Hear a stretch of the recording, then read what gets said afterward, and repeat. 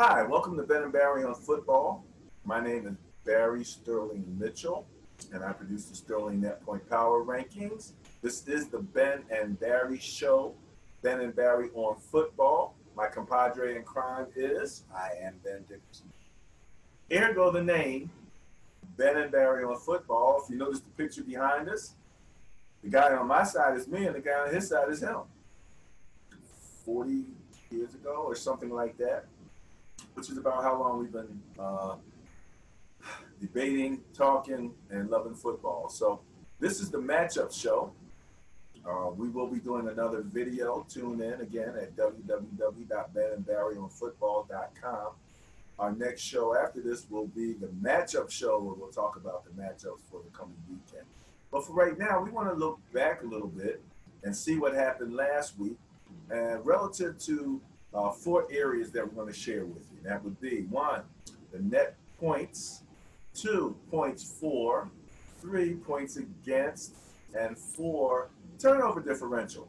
Those are the factors that make up the bias plus, which is basically when you look at a matchup, it's going to be the difference between net points of the 2 teams, and the turnover differential bias, which is going to be the differential between those 2. We won't get into that in this show. That'll be a part of the matchup show. But let's get ready to get started and take a look at the top 5. Well, what I like to talk about is why we give you extra. And on our top 5 show, we'll actually be sharing the top 10. So let's start with net points. One of the things that you'll notice, and this is why net points are so powerful, is when you look at net points, you will see letters beside the team's names. So your top 3 teams are the 3 teams that are basically qualified for the playoffs. We don't have to worry a whole bunch about the brackets and all of that. They'll show up, and they show up first generally in these net points. So let's start with number 10, a team that, man, what happened with the Steelers last week? Slipping. They're slipping. Plain and simple. And the Texans, how are they doing? Their win streak ended. That pretty hefty win streak. It's like an 8-game win streak. That's over. Colts, right? Yes, sir. Okay. Patriots, number 6. No, I'm sorry. Patriots are number 8, 71 net points. It's low for them. Usually at this time of the season, they would be much higher. They'd be up in that top 5 easily. At least. Yeah, that's where we're used to seeing them. What do you think is the main problem besides the miracle in Miami? They're not blowing anybody out. Well, that didn't help. But they're not blowing anybody out. And they're giving up a good number of points. If you didn't see the miracle in Miami, you got to go find it online somewhere and see that last play. And especially see how adept Gronk is at playing deep safety. As in not at all. I don't think I've ever seen him look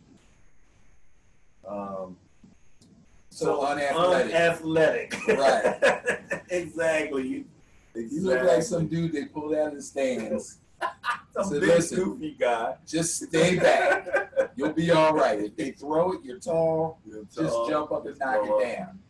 Uh-oh, they didn't throw. Uh-oh, it's a short pass. Oh, he's running. Kenny Drake said when he looked up and saw Gronk, he's like, I know I'm scoring. There's no doubt about it. I'm out. Oh, that was too much. Seahawks, my sleeper team, at number 7 with plus 74 net points. Playing really well. Off to a slow start, but they're playing really well, both sides of the ball, but especially defensively.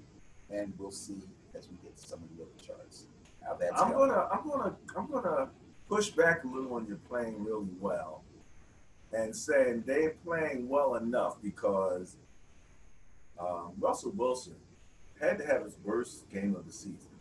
Now, if you can win, this past weekend? Yeah. If you can win, not that bad. Did you see the interception he threw? Yeah.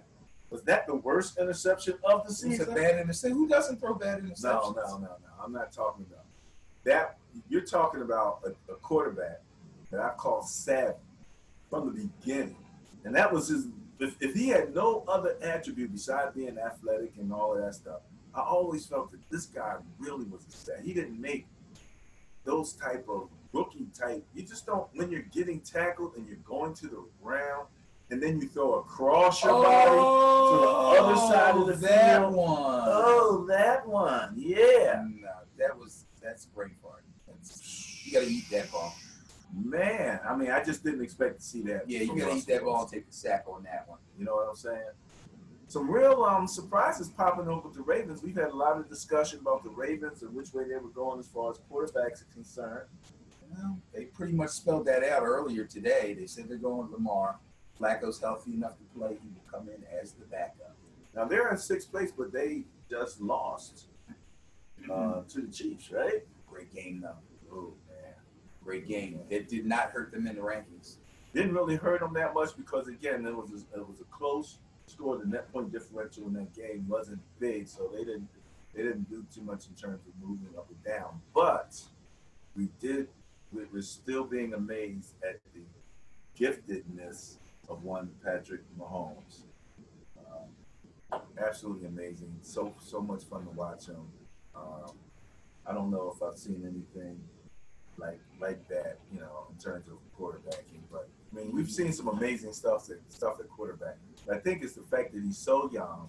It just looks. And he shows us something new every week. Yeah, you know, and it doesn't look like he.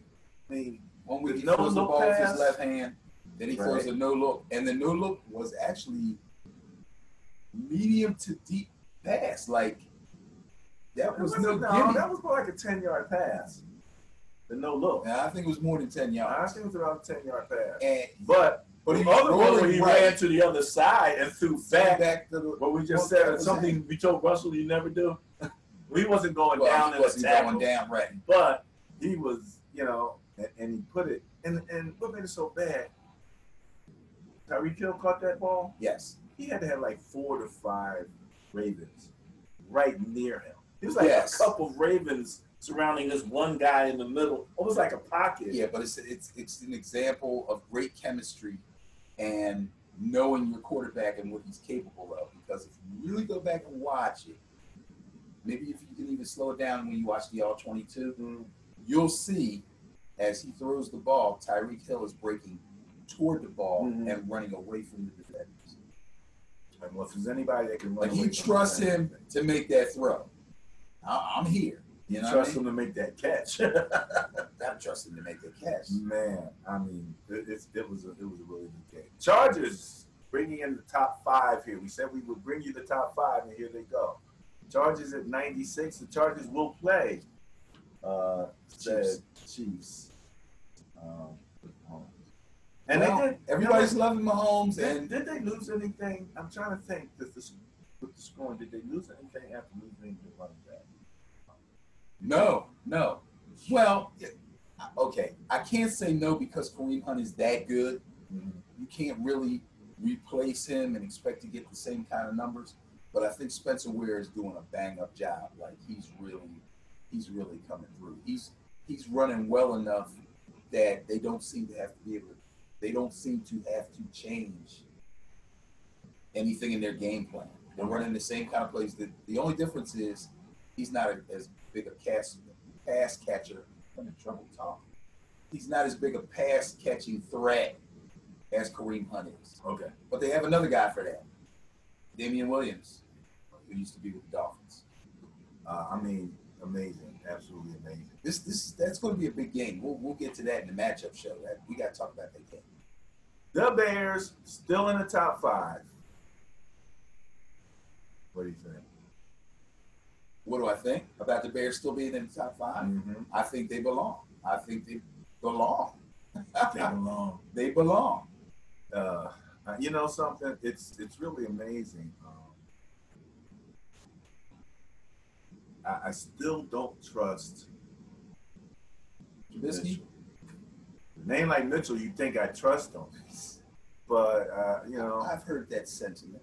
Yeah, still not exactly trusting him. But it's not necessarily all about him. It's about balance. Well, You know, I had another thought Mm-hmm. that two teams that would be the Cowboys and the Bears Right. should send thank you notes to the Raiders. Oh, yeah. Absolutely. The impact that Khalil Mack has made for the Bears and the impact that Amari Cooper is now showing for the Cowboys is tremendous. Tremendous. You're right. They should send them gifts for Christmas. It's, you know, I'm like, man, you know. And look, we're sitting here saying this, and if Jerry Jones and the Bears owner are listening, they're going, screw that. They got draft picks. They got draft picks. I ain't giving them guys. Didn't they both go for number ones? I think they both went for number ones. He gets nothing else. The Bears. Now, this is why we have such faith in the net point ranking. Like I said, you see a top three, they're all in the playoffs. So that net point differential really does mean something. I mean, these are the bullies. This basically defines who the bullies on the block are.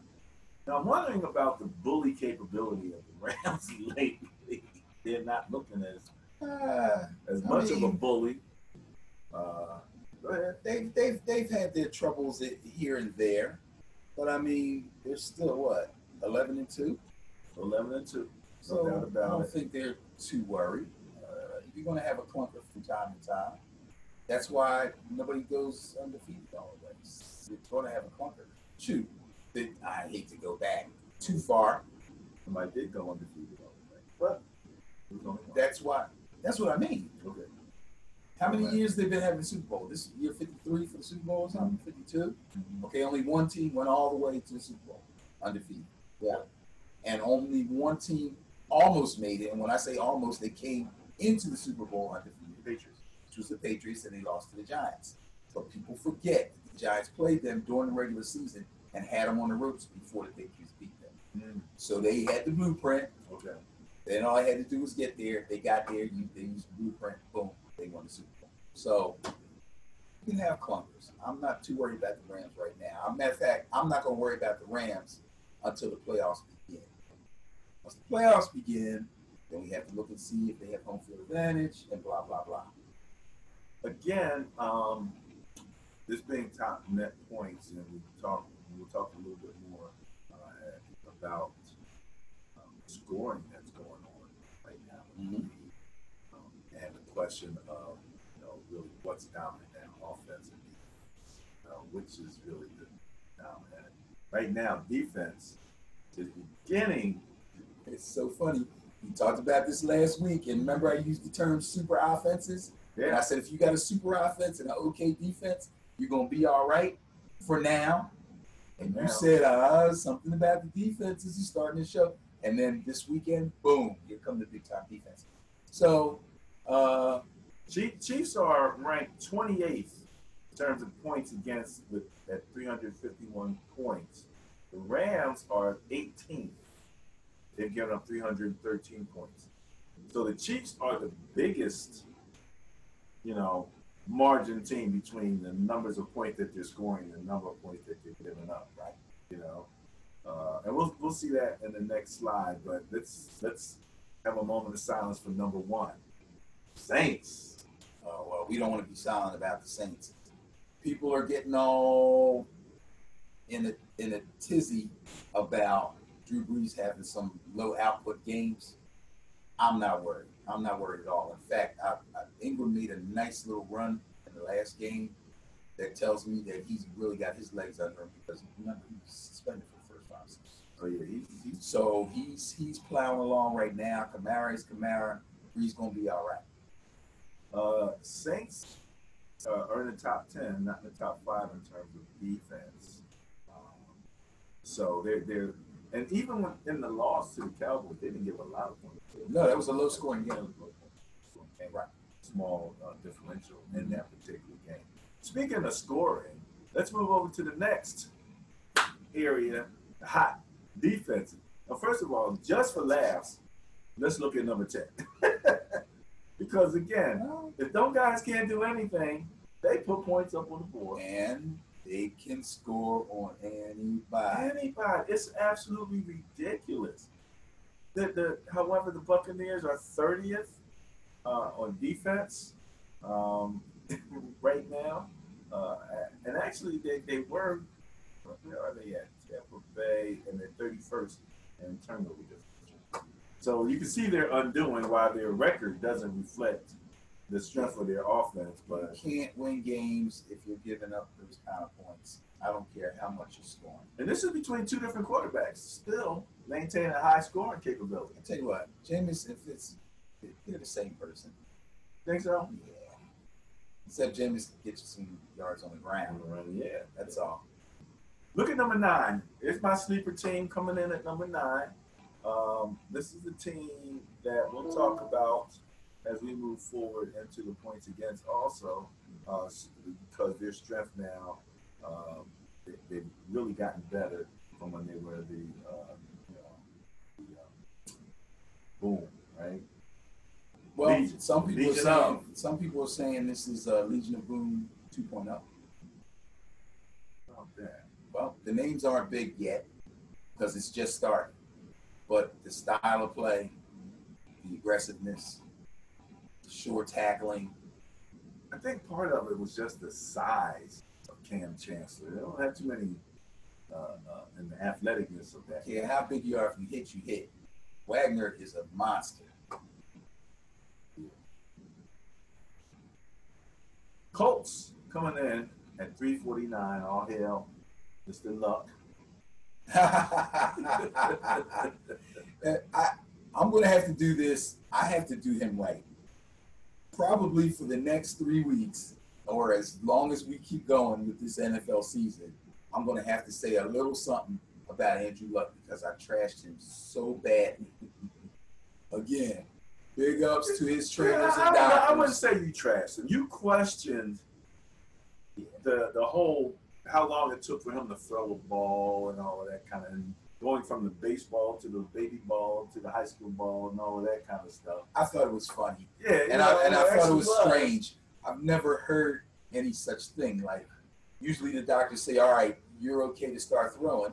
You go grab a ball and you start throwing. And this guy's got a pee-wee ball and a high school ball. I'm like, what are you doing?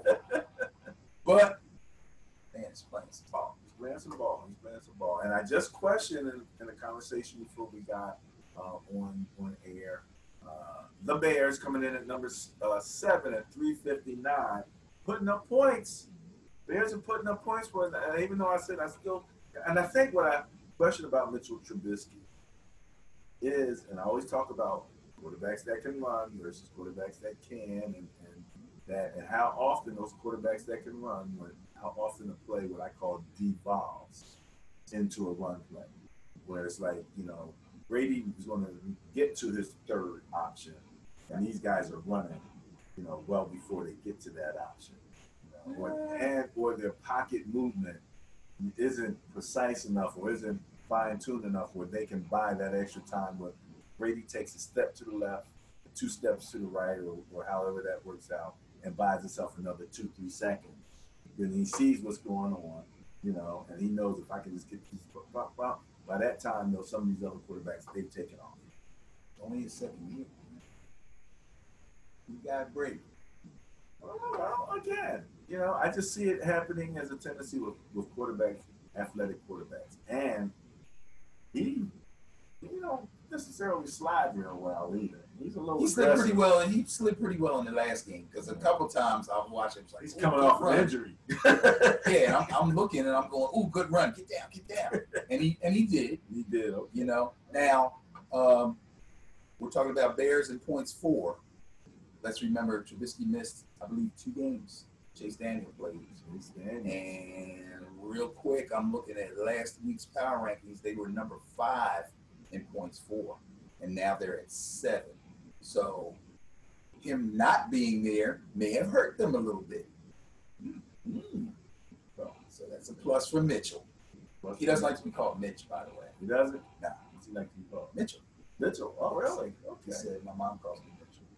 Okay. Well, my dad was Mitch. That's a standard you have to reach. Bears. Patriots at 6. with 364, just a tad behind the Chargers and just a tad plus behind the number 4 Steelers at 367. So we're looking at the 360 group, 364 at 6, 66 at 5, and 67 at 4. Just 3 points separating 4 through 6. I don't know. Of those 3, I think when it's all said and done, the Chargers will be above both of them. It's just me talking now. Because of those 3, I believe the Chargers have the better defense. And we'll see when we get to the points Well, this against is point thing. 4. I understand that. Points. I understand that. I'm saying who I think will be. Okay, let me start over. Let's stick with points 4. Okay, we're talking about Brady, Rivers, and Roethlisberger. That's where we want to be at, right? So we're not talking about overall. We're just talking about points 4. Okay. I still say that. Okay.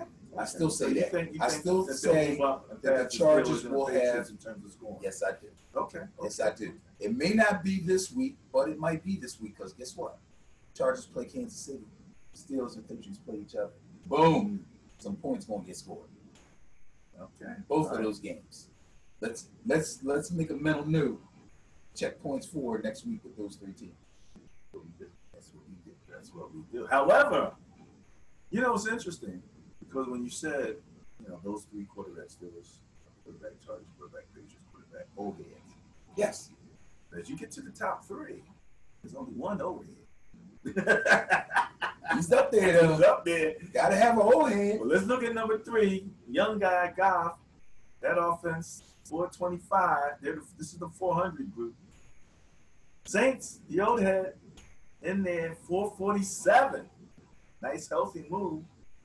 However, the young boy, right, in there, Patrick Mahomes, 471.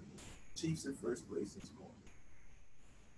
That trend, I don't see that trend ending. The only thing that's keeping them out of the number 1 spot in net points overall is their defense. So, but the scoring binge should just continue. I don't.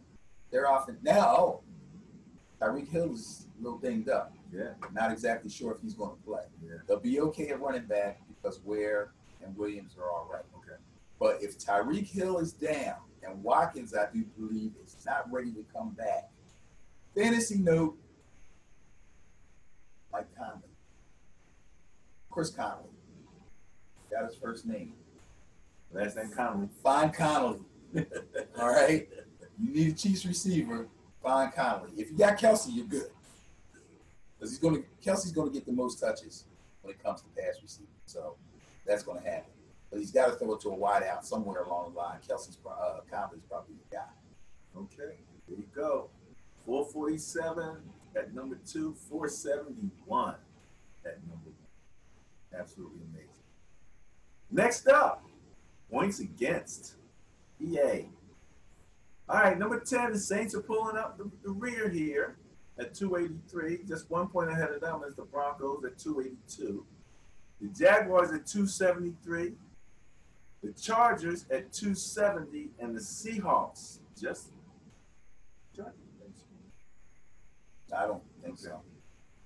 I think I flashed back to a previous game. Seahawks coming in at 266. What do you think about that group? The Saints being in the top 10 is what's keeping them at number 1 in the rankings overall. Mm-hmm.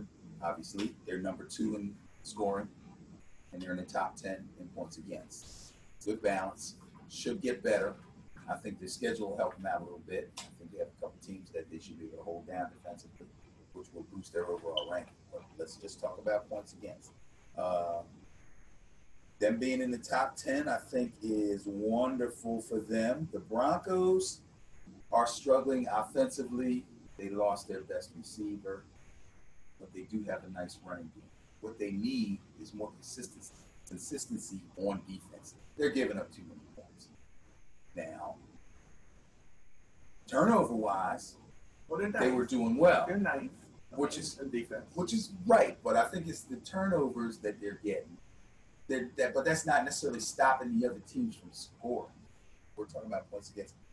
That's still hurting them. So with your offense not clicking at full capacity, you got 3 wideouts that are all either rookies or first-year dudes. Matter of fact, 2 of them are rookies.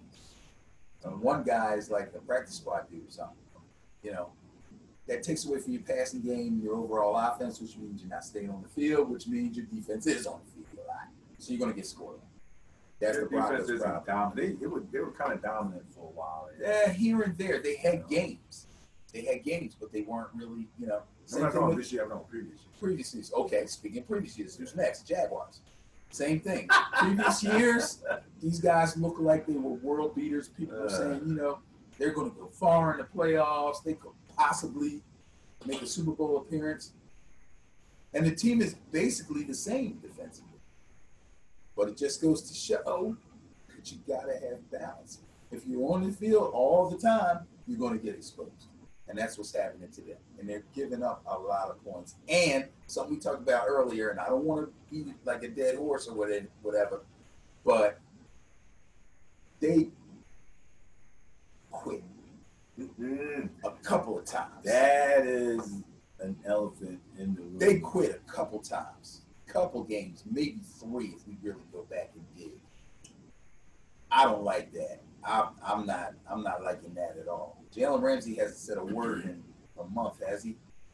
Better not. That was probably the only good thing about this losing streak that they're on is he finally shut up. But when you said quit, and we had this conversation, you know, again, bring it out for everyone here, that, you know, the 99-yard run that the Jaguars gave up, again, first of all, they were at the goal line, 4th down, early enough in the game where the score was pretty close still, like in single digits, both of them single digits.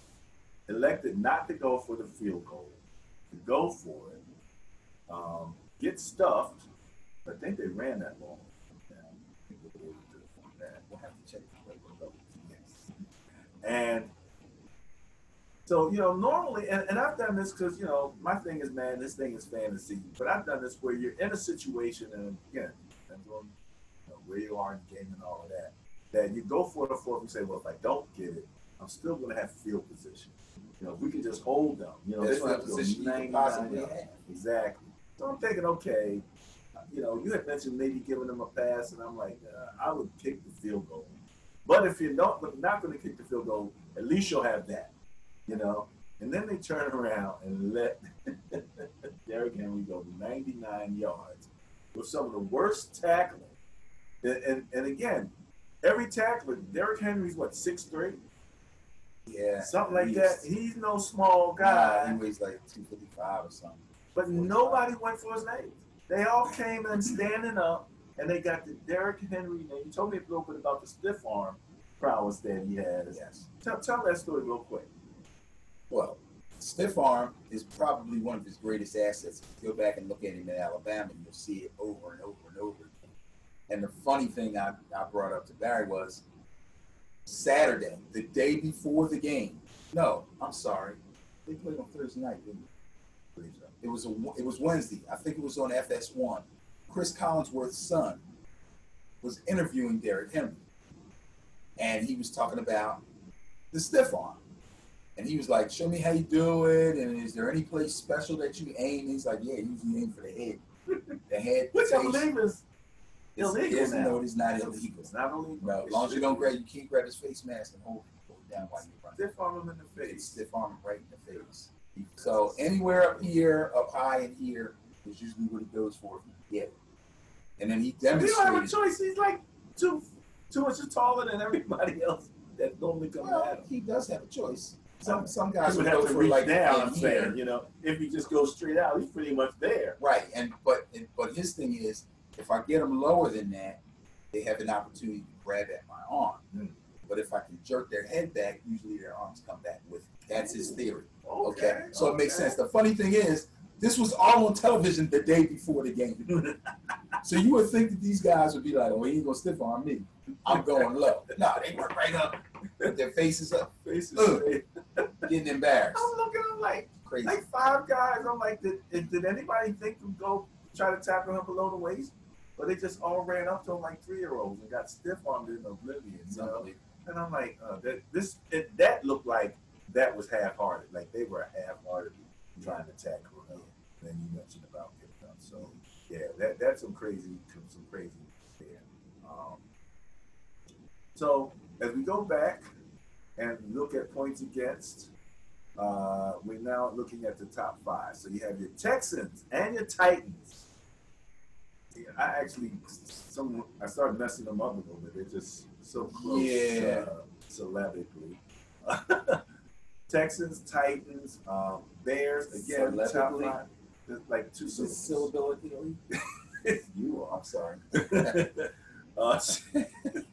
Bears, 1 syllable. That's why we like the Bears. 1 syllable.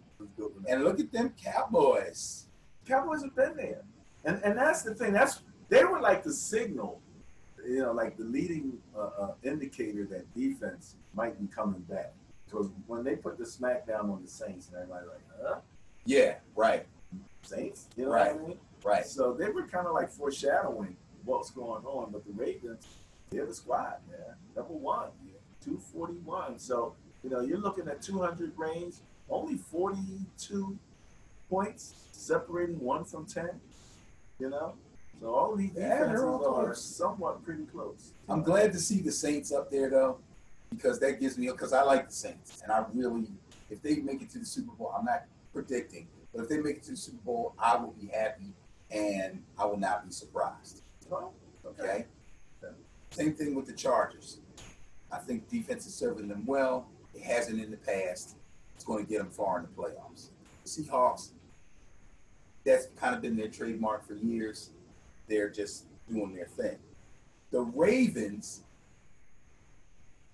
I think we talked about the Ravens last week when I made the statement that a super offense will carry you in these rankings, where a super defense and a lackluster offense may not. And it just looked like it played out against the Chiefs team. It's starting to catch up now. Part of the reason is Lamar Jackson. Not that they're scoring a whole lot of points, but the defense is not as hard pressed because he keeps drives alive. He moves the sticks. Time of possession. Right. So all these things come into play, but it's helping the Ravens stay high in defense. And if we were to go back real quick, which you don't have to do, but I can tell you, in the overall net point power rankings, the Ravens are number 6. They're just outside of the top 5. So here they come. These are teams to look out for. They're teams to look out for. You got to look out for the Cowboys. You got to look out for the Ravens. You got to look out for the Ravens. Now this next area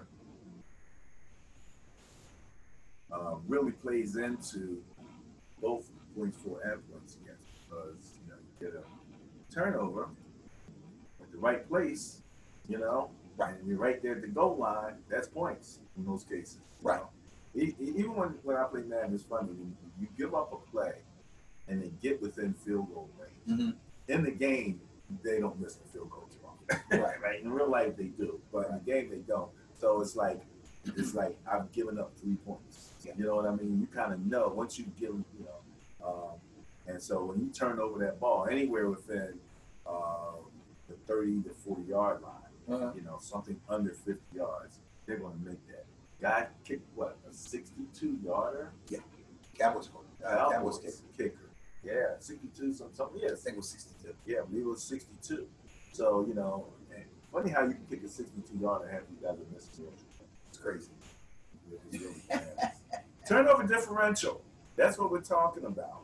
Kansas City is number 6, which, Now, this is the differential between. Excuse me, number 10 with 6 turnovers. This is the differential between the number of turnovers you get and the versus the number that you give up. Takeaways versus giveaways.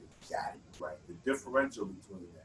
So, for example, I don't know what the actual numbers are, but if Kansas City took the ball away 12 times and gave it up 6 times, they would net out to 6. Right. And so these are all positives. These are all positive numbers. Now, like the two numbers areas that we look at, net points and turnover differentials, are the only numbers that have negative components. Yes. So, for example, we go back to net points. In 32nd place are the Cardinals with minus 149 net points. So that gives you an idea of how much the Well, we Cardinals. do have minuses in turnovers too. Well, that's what I'm saying. Turnovers and net points. Yes. Okay. Oh, right. Those are the two. I got you. Only two. Yep. So when you go to turnover differential, my beloved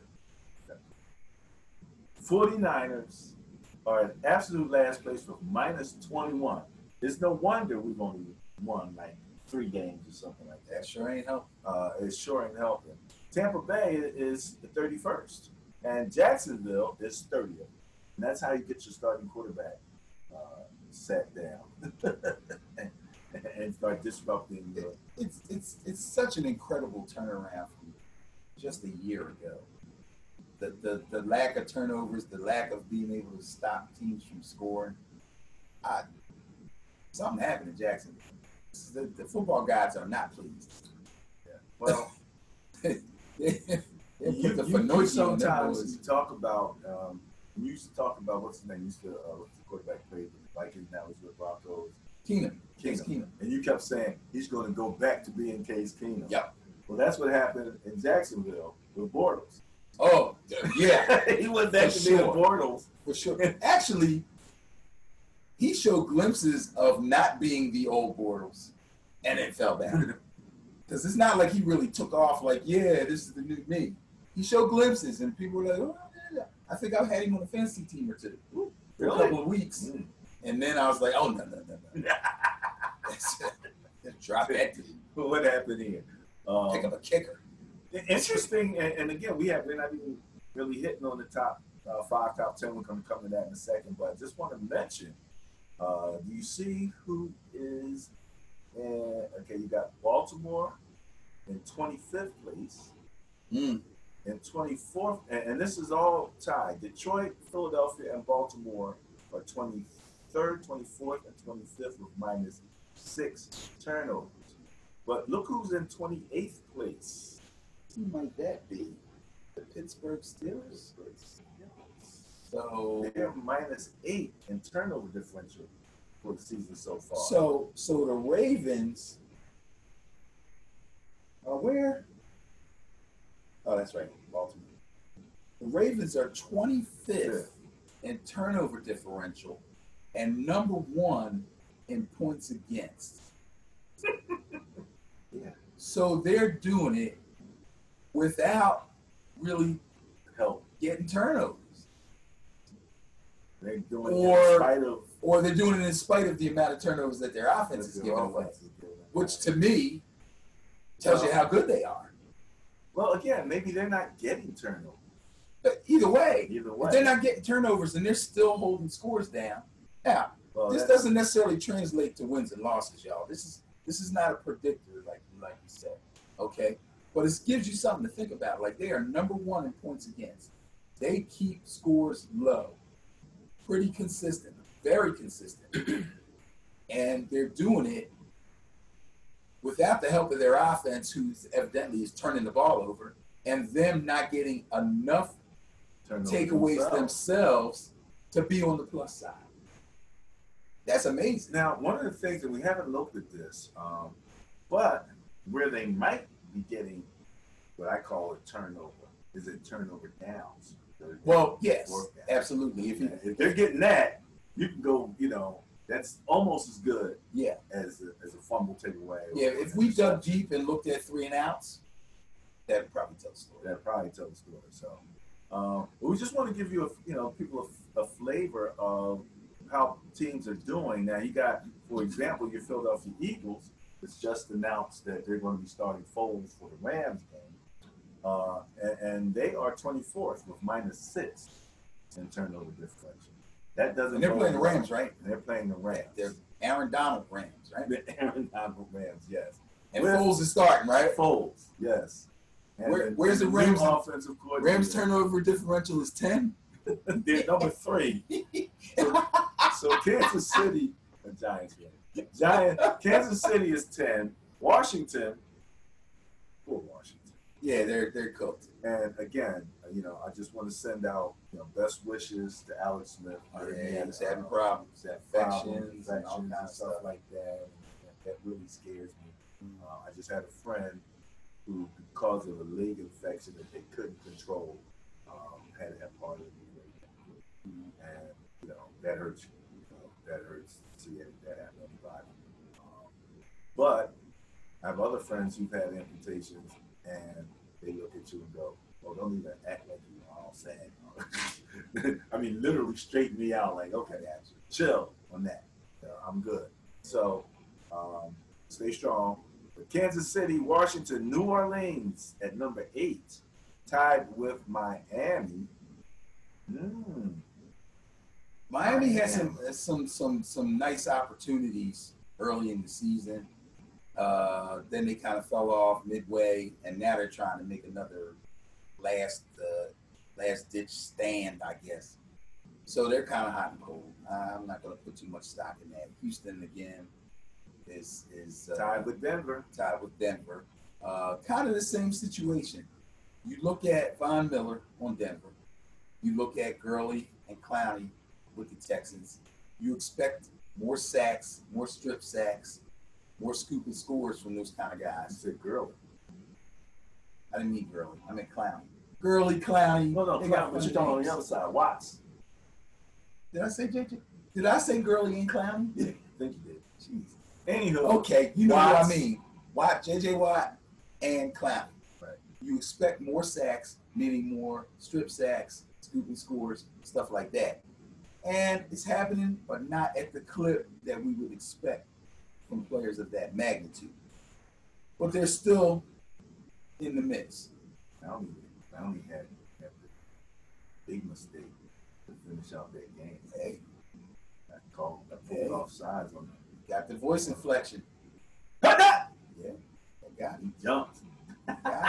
It's like he just did the look on his face like that. Yeah, he's like, oh, what are you going to do? Number 5 is Denver at 9. Look at Cleveland. Cleveland was number 1 most of the year because of the 5 that they got on the Steelers. But that means after that first game, they only got 4. 4 on the plus side. Well, they're 4 on the plus side, yeah. But they were up in the 10, 11 on the plus side. I understand that, but they've only dropped to number 4. So they're falling, but they're falling slowly.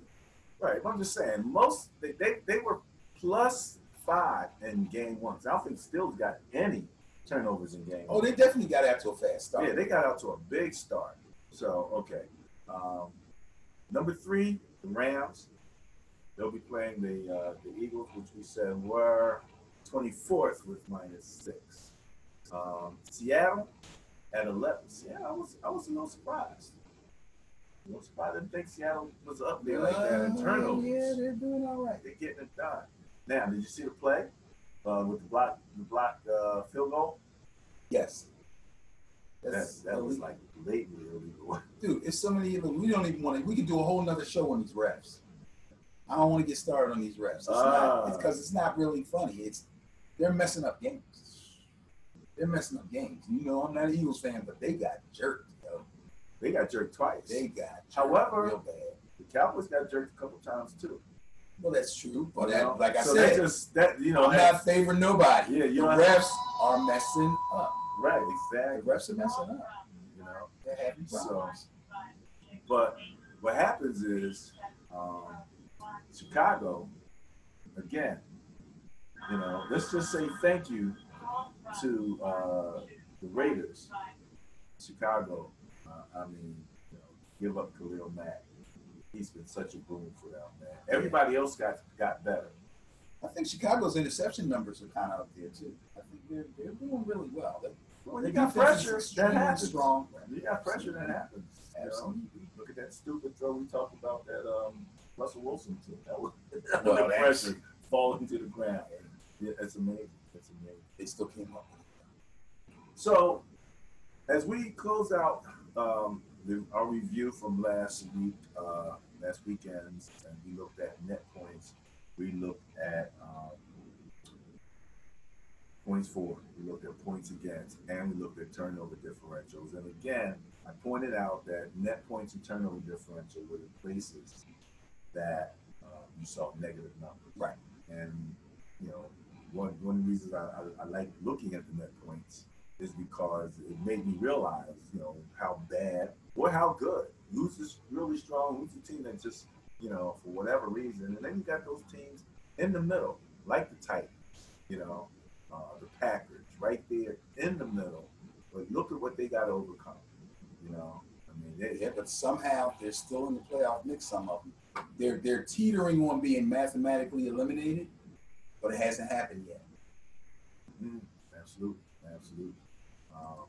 So let me just, as we close out, let's see if I can do this correctly and share with you some information about Ben and Barry on football and where you can find us and as we wrap up this show. So first and foremost, if you go to the website, if you type in the URL www.benandbarry.com, you'll go directly to our YouTube page where all of our YouTubes and previous videos are.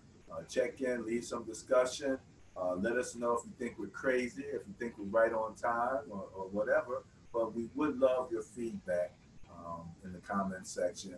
Don't forget to hit the bell and subscribe to the channel and click on the notification button to make sure that you get, you know, maybe a text or email when we put up a video. In addition, you can find us on Twitter. I love to say Twitter. Anywho, where you'll see us posting some current events. This is the article that came out on Wentz. And again, we are